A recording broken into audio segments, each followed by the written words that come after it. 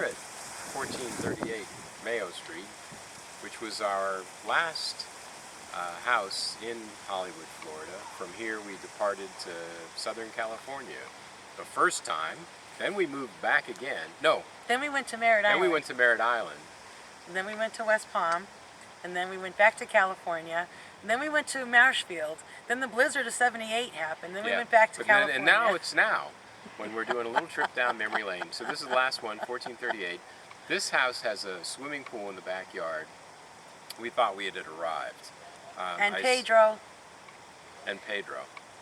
Pedro was this little man statue with a donkey, and Mary and I could, really pretend that we had a horse, and we would sit on the saddle on the donkey, and we really enjoyed it. And we had a slide on our pool.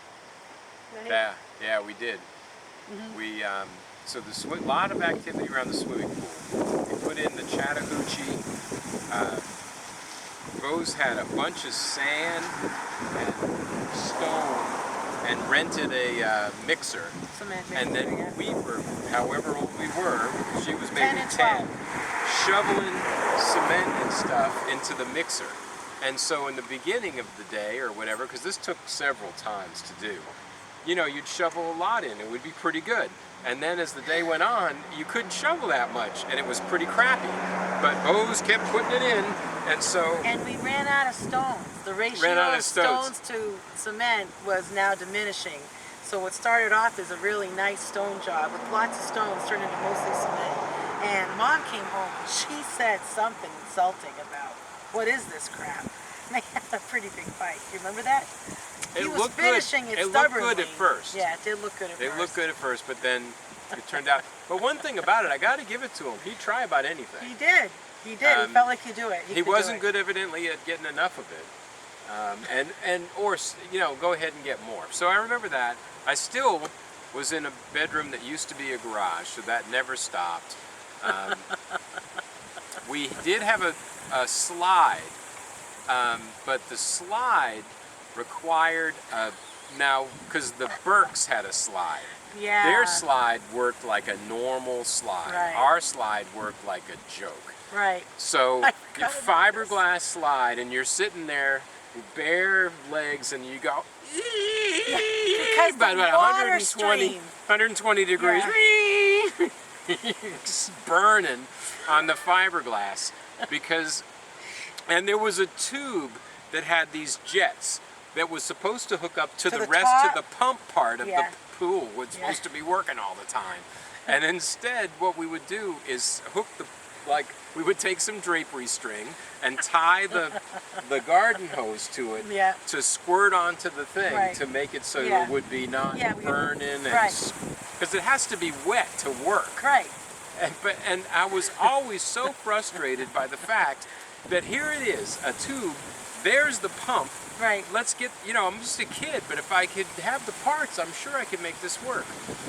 Then we had one more thing about the slide. So being distressed, what we did is we just go to the top of the slide, step outside of the top of it, and then just jump over the cement into the water.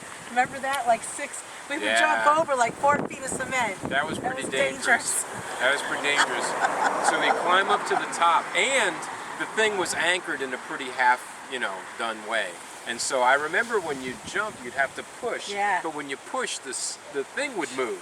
Yeah. And so it was. You were up there probably this high and had that much confidence. Yeah. So that was pretty. It was a daring jump. It's amazing what we did as kids. But then there was I was going to talk about the gas grill. So I don't remember it. Oh yes, I do. Mom made fish on it or something, or it stunk. I don't know. Go None ahead. of that. All right. It was broken, and it was a gas grill, and I got the idea because I don't know where I got the idea I could fix this thing, but Steve Cole could do plumbing, and I watched Steve Cole. That was one of my dad's friends, so they were from up north too. And, everybody's from up north. Down here, nobody comes from down here. And so I figured I could do plumbing, and I was probably about 12, and so there was a main gas line that fed this thing, so I turned it on and I decided there was a leak. You could smell it. And so I had this match and I'm going around trying to find the leak.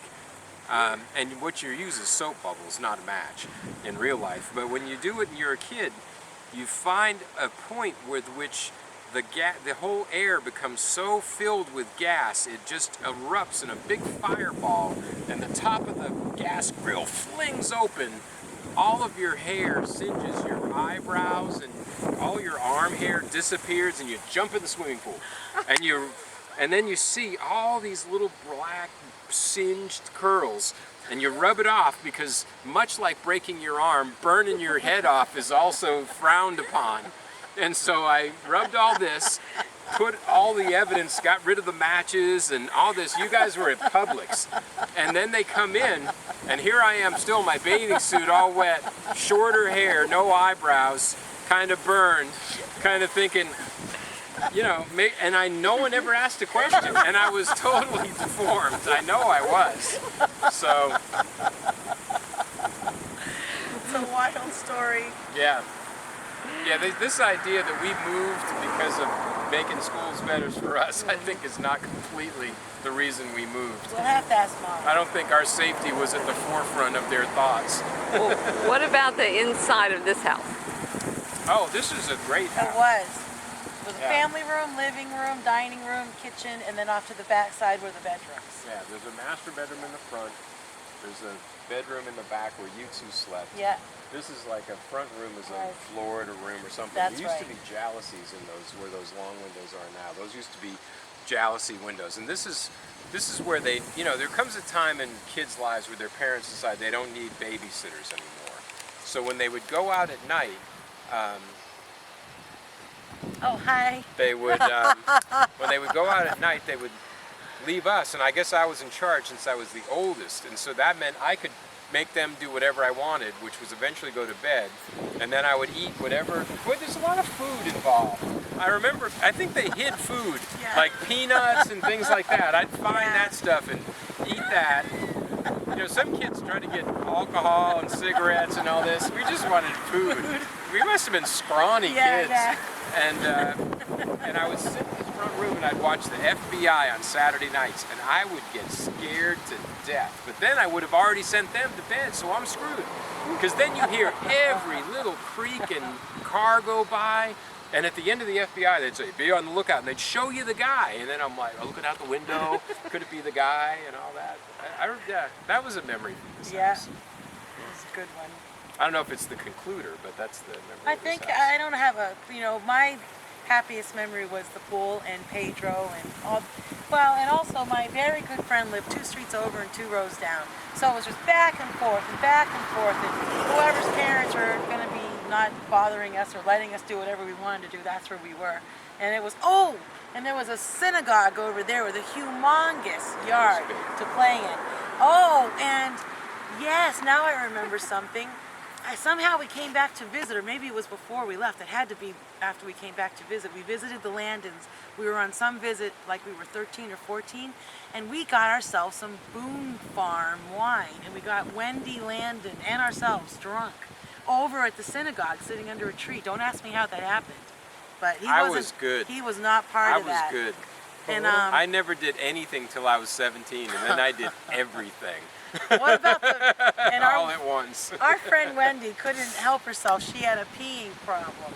She just couldn't hold it, and we'd be riding bikes, and very often. Don't put this on film.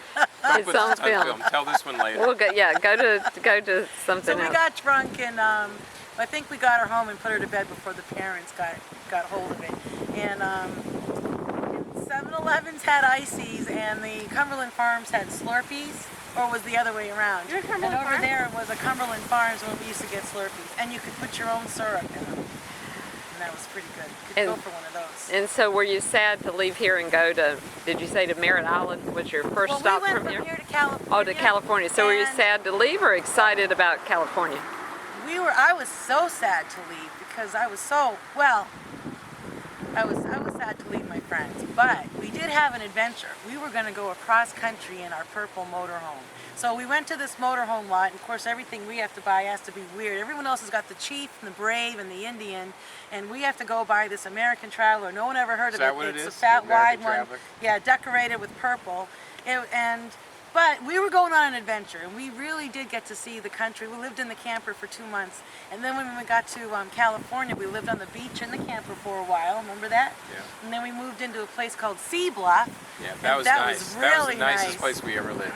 It was a 3-story house, literally at the beach, not seeing the beach, but at the beach, like 3 streets down.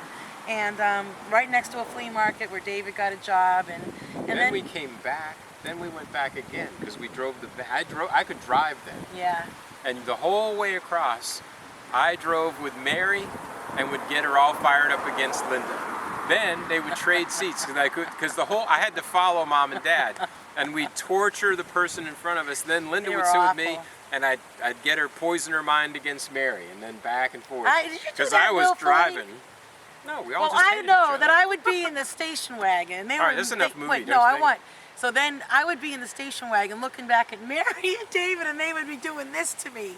And that meant tusks. They called me Tusks from the Cocoa Crispy Elephant. And it really made me cry. You guys you picked on me more than I picked on you. Yeah. If you look at our videos, I was, 10 pounds heavier than Mary, but they called me Fatso my whole life. And then they go, ooh. So on that note, I'm going to get some of the house. I remember that. The horse. You don't remember calling me a horse? Yeah. Yeah, we did that too. We were so mean. We were so mean. I was telling you a lot. That we're not really a lot more fouled up than we really are. Yeah, I remember that. And the chin doctor was all this is right up much there to the closer. left. Yeah. Isn't it something that you hadn't thought about this in 30 years, but it's still in your head bone? Yep, head bone. There were some girls that lived here that were mean. They were mean to me. Really? I think they were friends of Mary's. They weren't friends of mine.